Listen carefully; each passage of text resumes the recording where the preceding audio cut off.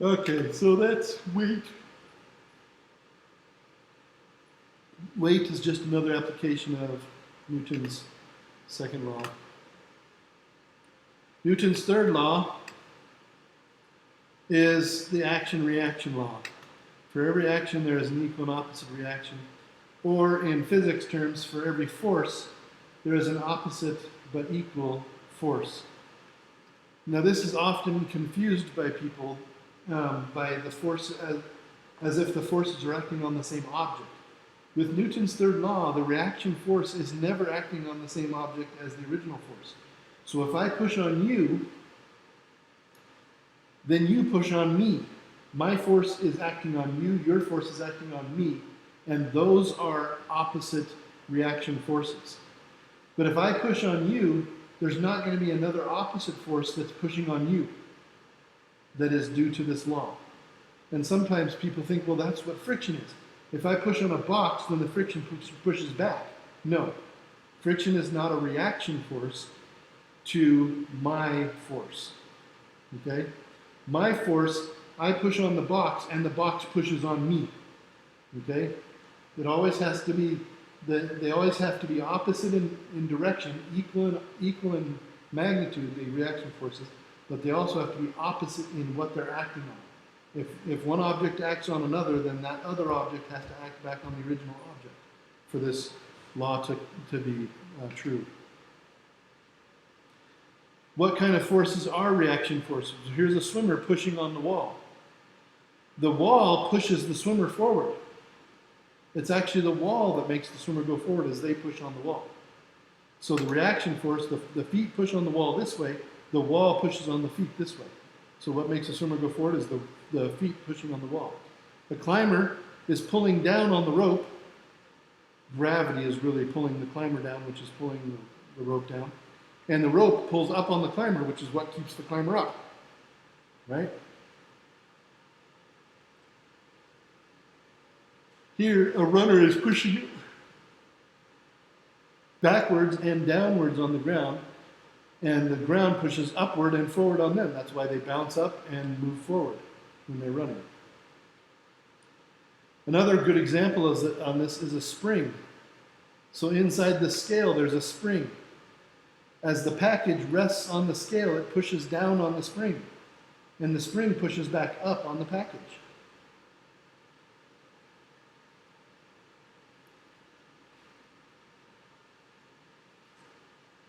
In this case, you have a person pushing on a cart, right? And this is where it becomes important again to remember that I'm not sure if we've talked about this before actually, but it's really important to remember what we're talking about. What is the system that we're interested in? So in this case, we have this professor pushing the cart with her demonstration equipment, okay? So here's the demonstration equipment on the cart, and that is one system. We're going to call that system 2. And then there's another system, system 1, that is the professor and the cart. It encompasses all of this. Even though this second system covers the ground here, it's not going to actually include the ground. The ground is not included in either of these systems. So what if we just look at system 2? What is pushing on system 2? Well, on system 2, the professor is pushing on the cart, so the professor is pushing on system 2. And the friction is pushing on the cart backwards, so the friction is pushing on system 2, right? Otherwise, nothing else is really pushing or pulling on system 2 except for gravity is pulling down on system 2 and pushing up on system 2 as the ground as well, but those two cancel out. So for system 2, you have the force from the professor and the force from friction, and then you have the weight of the cart and the normal force from the ground pushing up. Those are the 4 forces that are acting on system 2. System 1 is a whole different deal. System 1 includes the professor and the cart as if they're one thing. System 1, the professor is pushing backwards on the ground and the ground is pushing forward on the professor. So in system 1, the floor is pushing forward on the professor. And friction is still pushing backwards on system 1. So you still have friction. And you still have the weight of system 1 and the normal force of system 1, but the weight of system 1 is bigger, because you have the weight of the cart plus the weight of the professor is the weight for system 1, right? So the system determines how you treat the problem. You need to decide what you're interested in. If they're asking for information about the cart, the forces on the cart, the acceleration of the cart, the things on the cart, then you need to make the cart your system and not the cart and the professor. If you want to know what's happening to the professor, then maybe you need to create another system that just includes the professor. If you want to know what's happening to the professor and the cart, then system 1 is a great system, right? So you have to kind of choose your system depending on what they want. In this problem, they're saying a physics professor pushes the demonstration cart. Her mass is 65, the cart's mass is 12, equipment's mass is 7. They want to calculate the acceleration produced when the professor exerts a backward force of 150 newtons on the floor. So we could actually use either one of these systems as long as we do it right. And I would actually probably start with the first system because they're talking about the force that the professor exerts on the floor, which is going to be equal to the force that the floor exerts on the professor. Those are equal and opposite forces. And that's what they write here. They say that in this equation here, they say that the force on the floor is equal to minus the force on the professor from the floor. So this is the force from the floor on the professor, and that's pushing forward, so it's going to be a positive force. And then we're going to subtract off the friction, which is, of course, negative, and that'll be our net force. Force from the floor on the professor minus the friction on the cart. So this is all the forces. This equation represents all of the forces on system 1.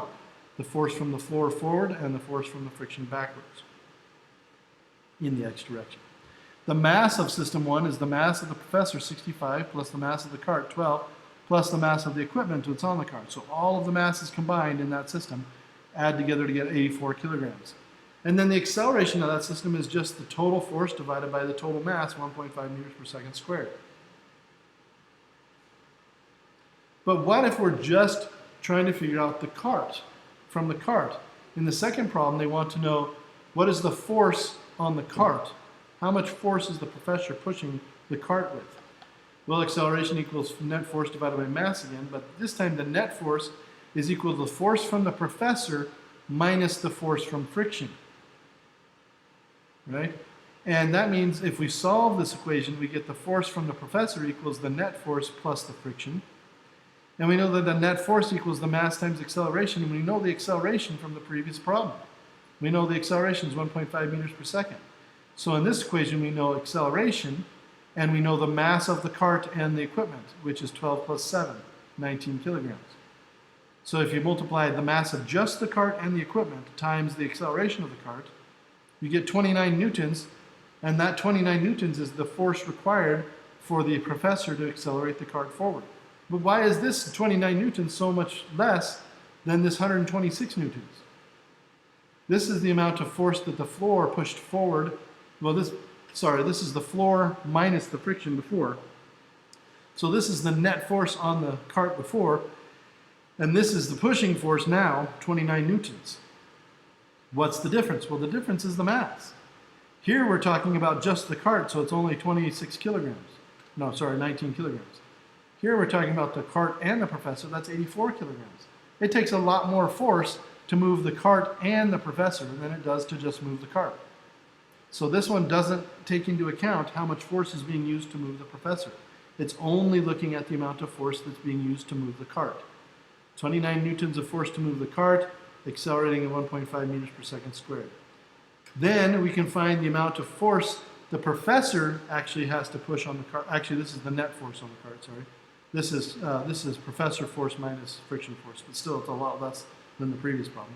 Then the force from the professor is the net force plus the friction. So you put that together and you get 53 newtons. So the professor actually pushes with 53 newtons of force.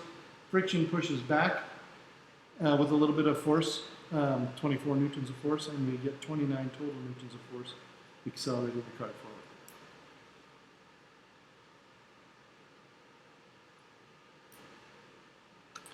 So that is the idea of Newton's third law. It allows us to kind of put together these problems in the right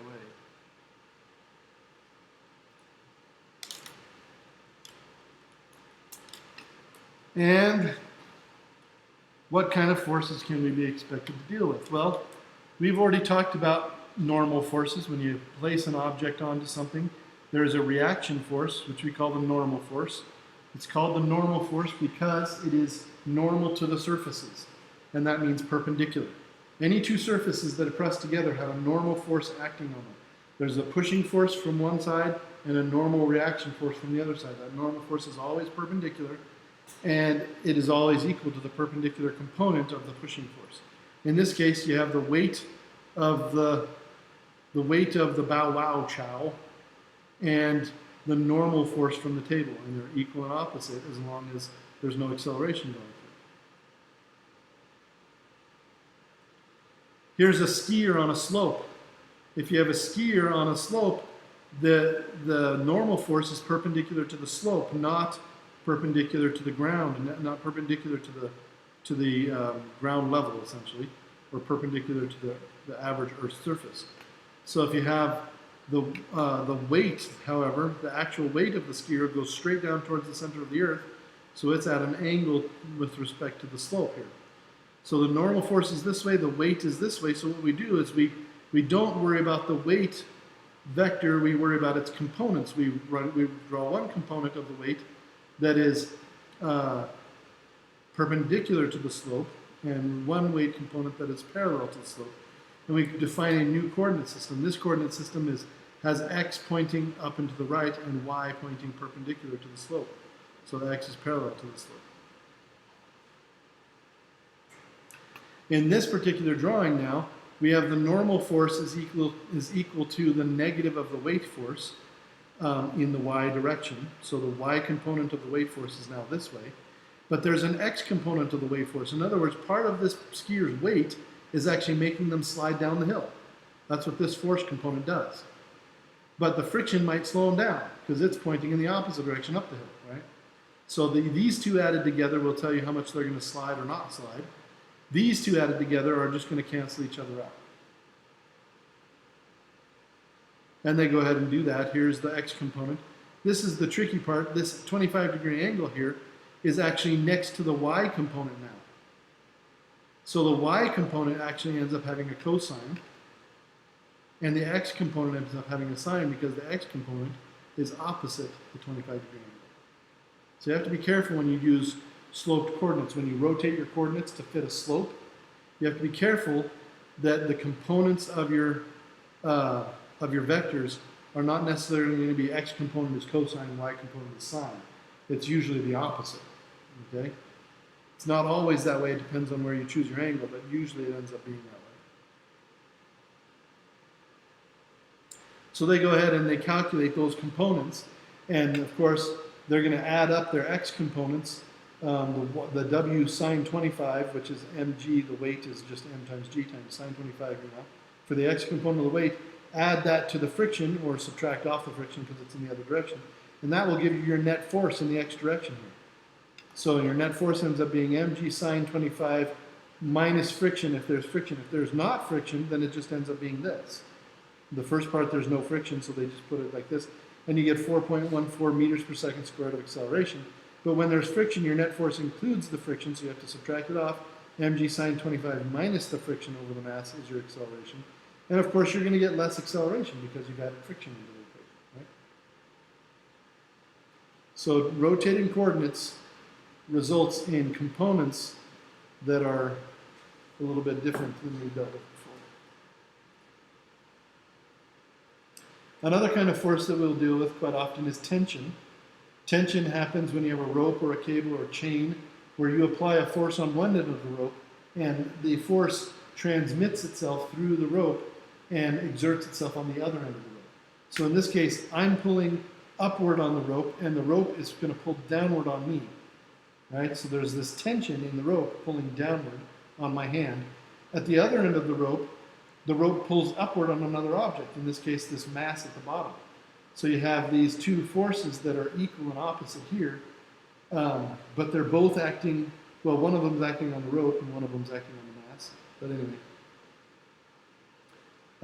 these create the tension in the rope. If I pull upward with 10 pounds of force or 10 newtons of force, then the tension in the rope will be 10 newtons. And that 10 newtons will pull up on this mass down here. The tension transmits itself through ropes, cables, chains, and other things like tendons, for example. And tension actually exerts itself through the pipes in a bike. right? You get tension in the bike pipes up here, and you actually in these ones you get mostly compression, and this one you get tension in actually. But here's a great example: the tension in a tightrope. You have the weight of your tightrope walker pushing down on the rope this way, and what happens is that all of that weight gets counteracted by tension force this way.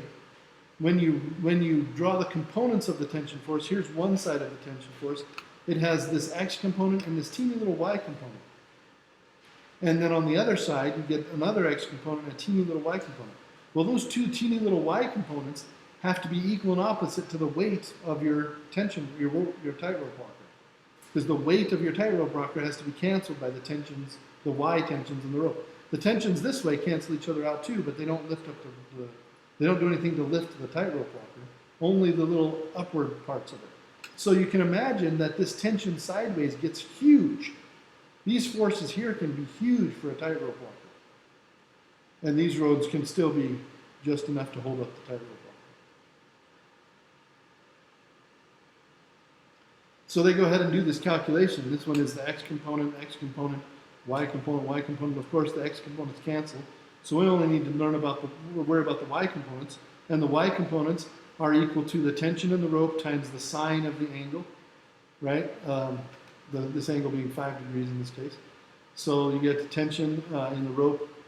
The cosine ones just cancel in the X direction, but the sine ones add up to cancel out with the weight. So you get 2 times the tension, so tension to the left, tension to the right, which is the same, T sine 50, T sine 5, T sine 5. So it ends up being 2 times the sine of 5 degrees, and then you have to subtract off the weight, and that has to equal 0 because there's no acceleration. This plus this has to equal 0 if you don't want your tightrope walker to fall, right? If you don't want them to accelerate. So this is the equation we put together for that, and when we solve it, we find out that our weight is equal to 2 times the tension times sine of 5 degrees. Then we solve for the tension, and we get this equation, and we plug in our numbers, and we get 3,930 newtons, okay, for the tension. The tension is quite large. This is for a person that has a mass of, or a weight of, a mass of 70 kilograms, so their weight is 700 newtons. They have a 700 newton weight, and this is a 4,000 newton tension. A lot of tension for somebody that's less than 1,000 newtons of weight. And you can do the reverse. So this is like a tightrope that's sideways. You have a car that's stuck in the mud. You have a tree over here, and you put a chain in between them. And what you do is you push this chain sideways. So this is like your tightrope walker. And you don't have to put very much weight here. You don't have to have a very big tightrope walker to have a big tension here, just like with the tightrope. And if you push this just a little bit, you can actually pull the car out of the mud with this huge amount of tension that's sideways.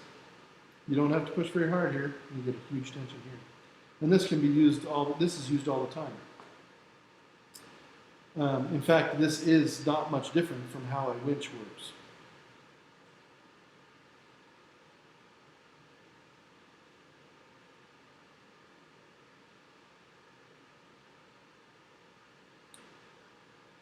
Springs, of course, are another thing that we have that we will have some work. We'll do some work with, some experience with.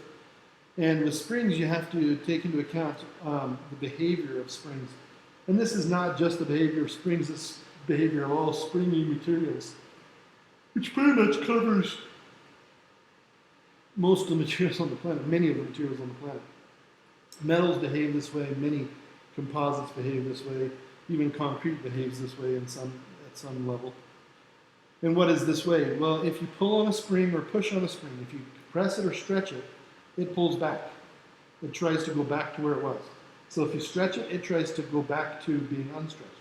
If you compress it, it tries to expand out, to be uncompressed. Whatever you do to it, it tries to react to go back to where it was. This is what we call a restoring force. And the restoring force behaves it behaves with this kind of functionality. And this was Thomas Hook, an English physicist 400 or 500 years ago, figured this out. the amount of force that a spring will pull with is equal to the amount that you stretch it or compress it times the springiness of it. So they have this constant called the spring constant, and this constant, the bigger it is, the harder it is to pull a spring or to compress a spring. The smaller it is, the easier it is to do that. So if you pull a spring more, it's harder to pull it. The more you stretch a spring, the harder it is to keep stretching it. The more you compress a string, the harder it is to keep compressing it. Of course, there is a limit to this because eventually you can stretch a spring out and it won't go back. So this Hooke's law is only a law to a certain point. There are other forces that we deal with in this class and in life in general. Some of them we call pseudo forces, which means fake force. One of them is the Coriolis force. So here we have, this is a apt time to be looking at a big storm off of the coast of southeastern United States. You have these big storms that have this circular motion. Well, why do they have this circular motion? The reason that they have this circular motion is because of the rotation of the Earth. As the Earth rotates underneath the atmosphere, it makes the atmosphere look as if it is rotating. What really is happening is the Earth is rotating underneath the atmosphere. Right? It doesn't really matter which one is really happening. The result is still the same. Very, very high winds and low pressures and formation of clouds and rain and surges in the ocean because of low pressure and all these things. So what happens is bad weather, difficult weather, hurricanes in the case of southeastern United States. They call them monsoons, or typhoons rather, in the Atlantic Ocean for the most part. And in Australia, the northern coast of Australia, they call them willy willies, which is just funny. Anyway, these big storms are caused by a fake force. It looks like there's a force happening, but there isn't really. This is called the Coriolis force. There are other forces like the centrifugal force. The centrifugal force is the force you feel when you're driving in a car and somebody turns the car suddenly. And then all of a sudden you feel like you're getting shoved into the door or something like that, right? That is also a fake force. That is not a force because what that actually is, it's inertia. That's Newton's first law. You're going in a straight line while you're traveling in this car, and then somebody turns the car and the car turns in front of you. And all of a sudden, instead of the windshield being in front of you, a door is in front of you, and you run into it. Now, it happens gradually so that your body twists while you're doing that, so your shoulder hits it, but that's really what's happening. If you were in a Jeep with no doors on it, and the seats were like coated in like Vaseline or something, and you were wearing a really slippery like latex suit or something, and somebody turned the car really quick, you wouldn't feel like you were getting just pushed in the door. You would go sliding out of the car if you weren't wearing a seatbelt, and you would keep going straight while the car turned, right? Because you're continuing to do what you were already doing, and the car is doing something else now. What keeps us in the car are the seat belts and the doors and all these things that we run into and push us back into the car. Now, centrifugal force is really quite an interesting one because there's another force we call the centripetal force, which is a real force. And that's the thing that causes things to turn, causes things to move in circles. But the centripetal force doesn't push you outwards in the car. Like if you're turning left, it doesn't push you to the right. The centripetal force, if you turn left, is to the left. That is the force that actually pushes the car to the left. And we'll learn more about that in the chapters to come.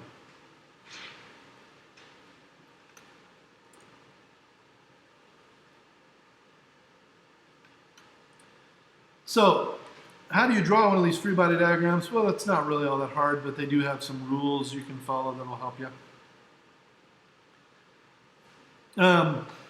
So, drawing a free body diagram, I actually choose to draw a sketch of the problem before I draw a free body diagram. So, if it's a plane problem or a car problem, I draw a little sketch of a car or sketch of a plane. And that's more to help me to remember what the problem's about. Then after I'm done drawing that and I've put in some forces and other information that they've given me, then I draw a free body diagram by starting with a single point. If my problem's about a car, my car now becomes a single point, right? And then I draw all my forces going out from that point. They start at that point and then the arrows go away from them. So if it's a force that's to the left, it starts off at there and it goes to the left. If it's a force that goes to the right, it starts there and arrow points to the right. Easier to see the arrows that way. This point is often put at the origin for a free body diagram, not always, but often. Doesn't have to be. And then you include all those forces, put them on there. I would recommend that you always make your forces somewhat proportional. So bigger forces should have longer arrows, right? It doesn't have to be completely proportional. It doesn't have to be perfectly proportioned, but you shouldn't draw smaller forces with bigger arrows and bigger forces with smaller arrows. That will just confuse you. Another thing that you should always be careful with when you're drawing forces is do not include the reaction forces, Newton's third law forces. Only include the forces that act on this object. If there are two objects in the problem, then draw two free body diagrams and draw only the forces that act on those individual objects on those individual objects.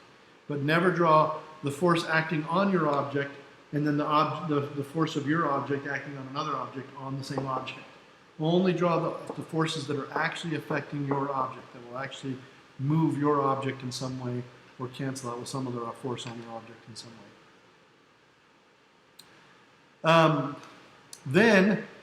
Then for any forces that aren't, a really good thing to do at this point is actually to decide where your coordinates are going to be.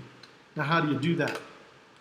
Well, probably the best way in my opinion to decide what your coordinate system is going to be is to look at the direction most of your forces are pointing in. So I'm going to go ahead and get a whiteboard up here on my screen really quick.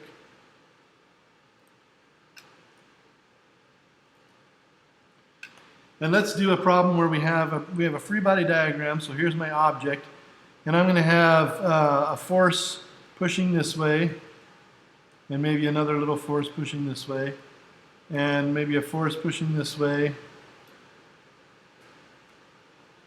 and maybe one force pushing this way. Right? Well, most of my forces are either pointing sideways or up and down. I have 4 forces, and 3 of them are 90 degrees to each other like this. So I'm looking for a coordinate system that's a 90-degree coordinate system that will point in the direction of most of my forces. So this force is pointing along this coordinate system, this coordinate, and these 2 forces are pointing along this coordinate. Now the reason I do that is because now I don't have to resolve these forces into their components. Only one force is left that I have to find an x component for and a y component for, right? X and y. However, let's take, for example, the skier. The skier on the slope, right, had the weight force this way, had a friction force this way, right, and a normal force this way acting on them, right? And so if I do the free body diagram for this one, I have this one pointing this way, the friction force pointing this way, and I have the normal force this way. Well, now most of my forces are pointing along a coordinate system that is rotated. 2 out of 3 of my forces are this way and this way. So if I choose my coordinate system this way, then I only have to resolve one force. If I chose my coordinate system this way, then 2 forces are pointing off into weird directions, and I'd have to resolve 2 forces. It just makes my work easier to rotate the coordinate system, right? And since coordinate systems are arbitrary, it doesn't matter which way they're pointing. There's no real law saying they have to be pointing in any particular direction. Then I can just randomly rotate it into a direction that makes it easier. Arbitrarily rotate.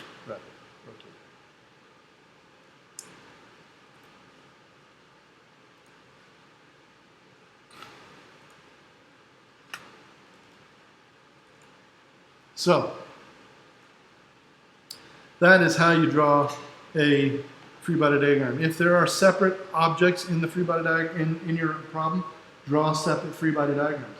An example of that would be the two-box system that we've already seen in our homework, that we have in our homework this week, I believe, where you have one box sliding along here, tied to a rope over a pulley, and one box falling here. This box here can be represented so there's some tension in the rope pulling this box up. There's some tension in the rope pulling on this box as well, this way. The tension pulls in opposite directions on either end of the rope. So we have tension pulling this box, tension pulling this box. We have the weight of this box, so this is box 1, we'll call this weight 1. And we have the weight of box 2 pulling on this one here. And maybe this one has some friction on it, and if this box is sliding this way, the friction will be this way. If the box is sliding this way, the friction will be this way. Maybe we do know which way it's sliding, maybe we don't. So we just have to assume the friction is pointing one way or another if we don't know which way it's sliding. But anyway, we might have some friction there somewhere.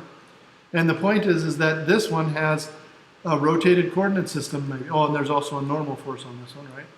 This one has real good reason to have a rotated coordinate system because it has tension, friction, and normal force pointing in these directions.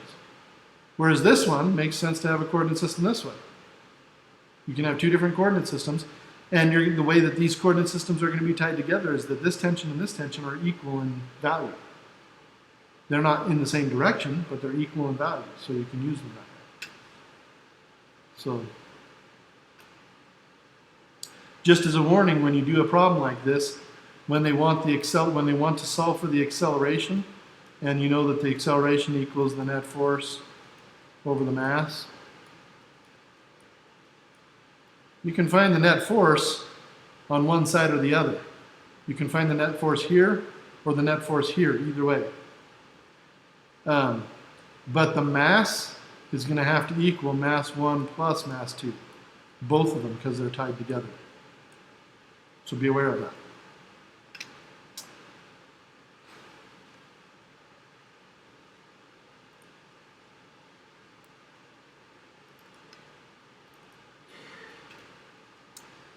All right, and I believe that takes us to the end of this chapter.